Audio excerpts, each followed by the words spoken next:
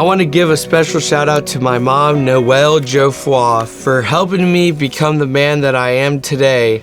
Without you, Mom, I would have not been able to come to the school that I've always dreamed of coming to, which is Clemson University. I've been able to experience so much that I didn't think was possible, and that is very, very true.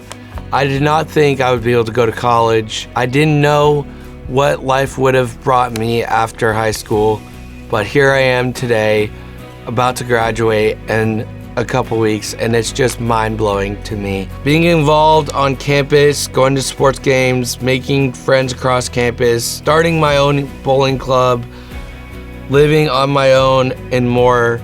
I'm just so happy and so excited about all these experiences, and I'm glad that I've been able to do all these things, and I'm ready to bring even more of that stuff into my life after graduation. My time at Clemson has been amazing and unforgettable. I really want to say thank you, Mom, so much for raising me and helping me become the man that I am today.